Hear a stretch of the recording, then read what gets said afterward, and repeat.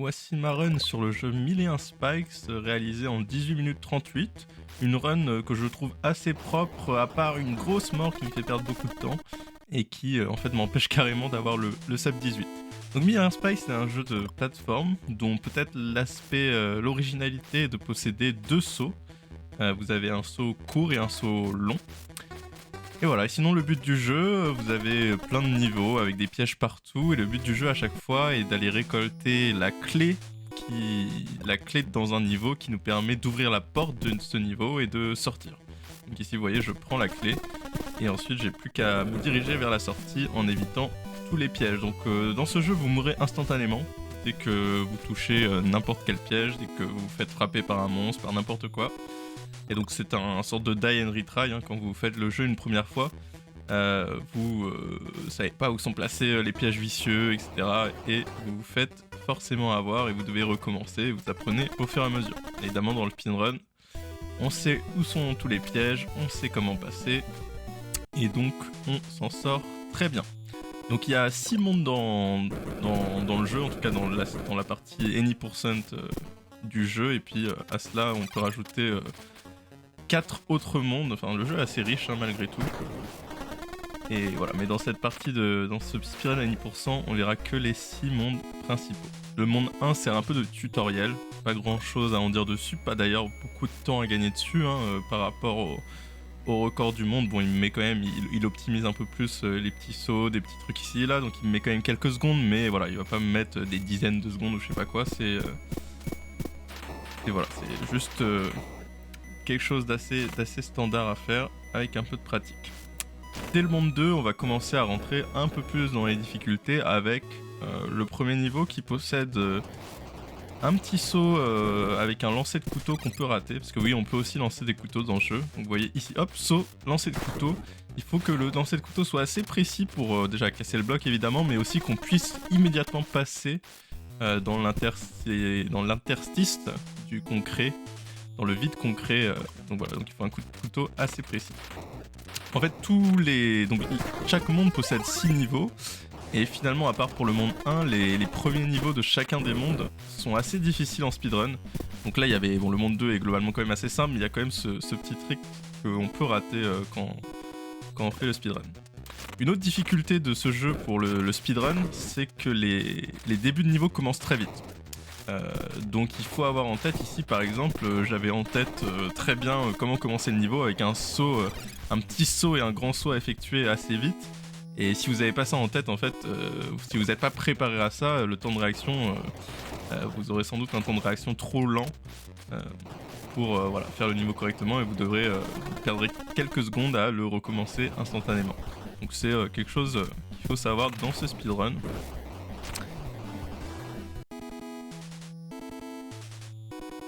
Hop, donc on arrive déjà au dernier niveau de ce monde. Enfin, il y en a 6, mais en fait, le 6ème niveau à chaque fois du monde, pour passer au monde suivant, est un niveau de transition où c'est en général un couloir avec juste quelques sauts à faire, mais où il n'y a aucune difficulté. Donc ça, c'est le dernier vrai niveau. Voilà, et ici, on est passé par un petit passage secret qui est prévu par le jeu, parce que oui, le jeu propose aussi quelques secrets à découvrir, quelques passages plus rapides. Et tant mieux, parce que s'il n'y avait pas ce passage-là, on aurait dû passer par le haut du niveau qui était bien plus dur. Voilà, donc comme je disais, niveau de transition en couloir ici. À savoir que dans le jeu, quand vous marchez, quand vous sautez, vous allez à la même vitesse en fait. La vitesse horizontale du personnage est toujours la même quoi que vous fassiez. Par contre, la vitesse verticale est différente. Le saut haut, le saut de 2 cases va plus vite vers le haut que le saut de 1 case. Et d'ailleurs, des fois, jouer avec ces sauts pour retomber plus vite ou pour monter plus vite, c'est vraiment une part importante du speedrun quand on veut optimiser ces petits déplacements. Voilà. Donc le premier niveau de Chamon, comme j'avais dit, est un peu plus difficile. Ici, il y avait un skip au début. En fait, on a pris un cycle, on a gagné un cycle très très vite en étant assez précis sur le début. Bon, je sais pas trop... on l'a pas vu très très bien, mais il fallait être assez précis ici. Ici, voilà, un niveau où on n'a pas besoin d'être trop rapide, parce qu'en fait, on va de toute façon devoir attendre pas mal, parce que vous voyez ici, j'attends et on va devoir... Ce qui est important, c'est juste de choper le grand cycle de la plateforme en dessous. Et en fait, on peut pas le choper plus tôt ce cycle. Et bon, évidemment, si on le chope plus tard, c'est une catastrophe. Donc, faut juste voilà, être au bon timing pour choper ce cycle-là. Le jeu est en fait, surtout quand on speedrun et même quand on le speedrun pas d'ailleurs, est beaucoup composé de cycles. Ce qui fait que même d'ailleurs quand vous jouez de façon casual à ce jeu, vous allez essayer de répéter le même schéma quand vous allez refaire votre niveau pour toujours vous retrouver les pièges tirés au même moment, etc. Parce qu'il y a beaucoup d'histoires de cycles. Et dans le speedrun, c'est d'autant plus valable. Quand vous ratez une action, ça peut vraiment vous mettre pas bien parce que vous perdez toute votre automatique du niveau est complètement décalée, voire pas retrouvable. Donc voilà, donc ici c'est pareil, en fait tout le niveau il va consister à être suffisamment rapide pour choper le dernier cycle, enfin le cycle qu'on souhaite sur les piliers ici. Donc là j'ai réussi à choper, ça me permet de passer sous les 3 piliers rapidement, remonter, passer les 2 piliers, ici j'attends un petit peu, et voilà. Et si j'avais raté la moindre... Voilà, si j'avais fait une erreur dans ce niveau là, j'aurais pas pu réussir à avoir ce bon cycle. Hop, là j'ai une petite erreur de moneying qui me fait perdre un peu de temps parce que en fait, donc entre chaque niveau on a une petite transition là pour valider et passer au niveau suivant. Mais en fait si on appuie juste sur le bouton passer à un niveau, on a une petite animation de 2 secondes et demie qui nous fait perdre du temps en fait pour où on voit notre personnage marcher vers le niveau suivant.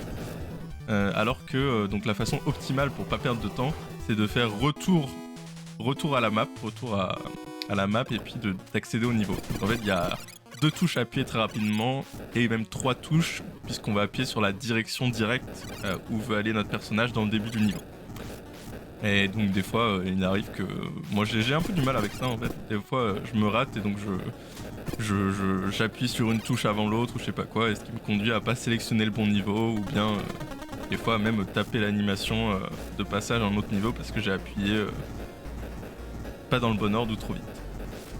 Voilà, encore un niveau de cycle où il faut bien réussir à gagner les bons cycles. Si on est obligé d'attendre, on passe juste après les pics. Donc il y a la strat du world record ici et arrive à gagner un cycle mais vraiment très compliqué. Donc ici en fait dans ma run je fais que des strats assez safe. Bon toujours quand même des strats speedrun pour aller vite. Mais voilà, il y a différents niveaux, surtout on va le voir dans le monde 4 et 5 où on peut vraiment aller plus vite. Gagner à chaque fois 5-6 secondes même, mais c'est beaucoup plus risqué. Je voulais déjà réussir à avoir une run propre en faisant les save strats, voilà. Mais voilà, pour moi je peux pas faire le record du monde avec des strats aussi safe que ça. Je peux pas, même le meilleur temps que je puisse faire c'est, voilà, on le voit, c'est 17-40 en faisant des strats assez safe. Ah, ici je fais quand même, ouais, ok, je fais quand même une strat un peu plus avancée, pas la strat la plus difficile, mais quand même la deuxième parce que j'aurais pu attendre ici. Donc mine de rien, j'ai quand même fait des fois quelques strats avancées où il fallait passer un peu entre les boules de feu, pas traîner. Là voilà, je safe un petit peu, on peut aller plus vite en se servant de l'interrupteur à la droite à la fin, mais il faut être sûr de lancer un couteau au bon timing, qui est pas évident.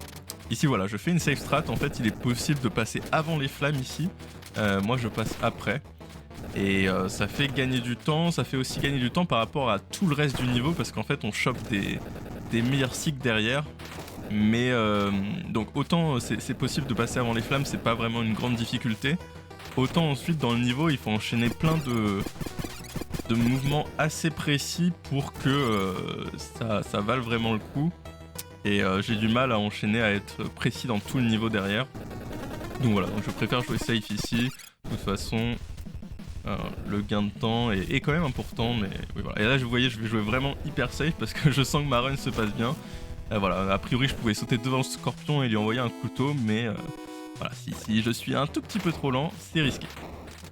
Voilà, ici encore, il y a une strat que le world record fait qui va un petit peu plus vite. Mais bon, pas grand monde l'a fait. En fait, elle rend le niveau qui est normalement très simple, elle le rend compliqué, juste pour gagner, je pense, je vais peut-être dire une bêtise, mais 1 seconde, maximum 2 secondes. Donc, voilà. Donc la strat consiste à passer un cycle de pilier avant. Là, j'attends un peu trop sur, enfin, je prends un cycle de pilier plus tard. Mais bon, ça oblige à être plus rapide dans tout le niveau, donc c'est beaucoup plus difficile. Donc comme je disais, les débuts de niveau, voilà, là on voit que j'ai pas réussi à démarrer direct. En fait ce niveau démarre très très vite, et donc si vous savez pas exactement à quel niveau vous arrivez, etc. Et à ce moment-là de la run, on est un peu moins focus sur les débuts de niveau, je dirais. Donc voilà, j'ai pas réussi à me préparer, à réagir assez vite. Bon. Et ici, donc on a un niveau qui est assez difficile, même quand on le fait normalement, parce qu'il y a voilà, ce moment-là où il faut sauter très précisément à un bon timing pour pas se prendre les pics. Et franchement, c'est une galère, sachant que le début du niveau pour arriver jusque-là est déjà assez difficile. Et donc c'est vraiment un des niveaux les plus durs du jeu en casu du moins, et même en speedrun c'est pas un niveau très agréable. Mais ici je le passe du premier coup, donc je suis très content. Ici un des niveaux qui fait du bien quand on est en speedrun, parce que on n'a pas de temps à gagner, c'est un auto-scroller. Bon, le début il faut pas trop traîner, mais globalement ça se passe bien. Et une fois qu'on est sur cette plateforme, le but c'est juste de survivre jusqu'à ce que cette plateforme arrive au-dessus des 3 pics qu'on voit, et qui nous permettent ensuite, ça nous permet ensuite d'accéder à la sortie. Donc là je vais juste voilà, faire des sauts que je connais par cœur, c'est voilà, une route du speedrun que je connais, je fais 5 sauts, je me baisse, et ici la plateforme arrive et je peux accéder à la sortie. Donc voilà, il y a juste un peu de temps à gagner sur ce dernier saut à faire au meilleur moment possible, mais globalement c'est que des dixièmes au maximum à prendre. Voilà, donc là on arrive au dernier monde, hein. Donc on est au passage de transition, comme je dis c'est un couloir avec quelques sauts, rien de très compliqué. On peut quand même optimiser un peu les sauts, on va le voir notamment ici, où là je vais faire un saut pour tomber directement dans le trou, ce qui est plus rapide que de se laisser tomber. Donc voilà, s'il y a des petits trucs comme ça pour gagner un peu de temps, mais ça sera que des dixièmes gagnés ou perdus dans tous les cas. Niveau très difficile, premier niveau à chaque fois d'un monde, le monde 5, là je le passe très bien. En fait ce qui est difficile, c'est qu'il faut des timings de saut précis, parce que vous voyez on active des blocs qui vont rester actifs que pendant un certain temps. Et donc si on ne saute pas au bon moment, le bloc disparaît, ou le bloc au contraire est encore là, et on peut être pénalisé. Ici on a une longue attente au début, mais on n'a pas vraiment de strat, il n'y a pas de strat humaine en tout cas qui a été trouvée pour passer ce début. Il y a le stas qui arrive à le passer, mais voilà, c'est au pixel près, donc c'est trop compliqué à répliquer, à reproduire. Voilà, et ici je vais essayer d'aller rapidement pour passer entre les 2G de flamme. Voilà, il y a moyen d'être plus safe et d'attendre, mais ici voilà, j'ai une strat suffisamment consistant, régulier pour l'attente. Voilà, donc vous voyez pour l'instant la run est très propre, hein. Là je pouvais encore faire un sub 18, et là, spoiler, je décide de faire une strat très safe, qui normalement voilà, fait perdre littéralement 10 secondes par rapport à la strat risquée. Mais voilà, normalement on est censé la réussir, elle pose pas de grandes difficultés, une fois qu'on la connaît bien.